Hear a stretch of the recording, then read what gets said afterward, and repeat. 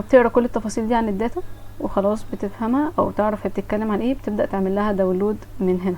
طيب في اختيار اسمه نوت بوك. نوت بوك يعني ايه؟ يعني ان انت لو انت هتشتغل على الداتا دي بايثون باستخدام البايثون، فانت هتستخدم نوت بوك مثلا زي جيبتر نوت بوك.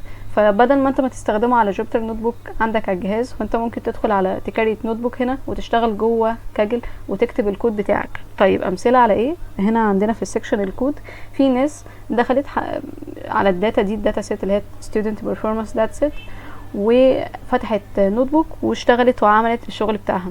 فدي ميزه كويسه جدا. ليه؟ لان انت لو هتشتغل على الداتا سيت دي ولا نفسك مش عارف هتبدا منين، محتار، حتى لو انت خلاص اتعلمت ازاي تعمل اناليسيس بس كاول مره موضوع عامل لك توتر، انت ممكن تدخل تشوف ما عملوا ايه عشان تعرف انت منين هتبدا. فمثلا هو في حد هنا مثلا عمل student performance، عمل EDA يعني exploratory data analysis، يعني ده حد عمل استكشاف بس للداتا، عمل تحليل عشان بس يستكشف الداتا ويفهمها ويعمل visualization، فيفهم العلاقات بين الكولومز ويفهم ايه الكولوم اللي اثر فعلا على اداء الطلبه من الكولوم اللي ايه ما اثرش.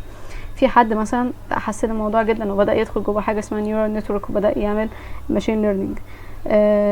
في هنا حد هو زي ما قلنا عمل بريدكتور، يعني ايه؟ يعني هو حب يشوف بقى طيب الكولومز دي هي اللي اثرت على ادائهم في ان يجيبوا درجات عاليه او ان يجيبوا درجات قليله، عوامل كتير. فهيبدا ياخد العوامل دي ويبني عليها موديل يتنبأ بعد كده لما ندخله درجات طلبه جداد ودخله العوامل زي العوامل اللي موجوده، يقول لي دول كده هيجيبوا درجه كويسه ولا لا. يعني انا كده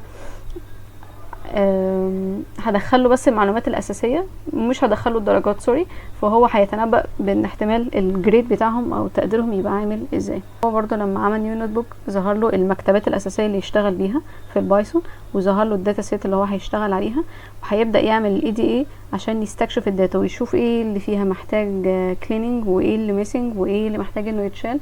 وبعد كده بيعمل الاناليسيس بتاعته عشان يفهم الريليشن بين الكولومز ببعضها، ويقدر يقول ايه اللي كان فعلا بيأثر على تقدير الطلبه.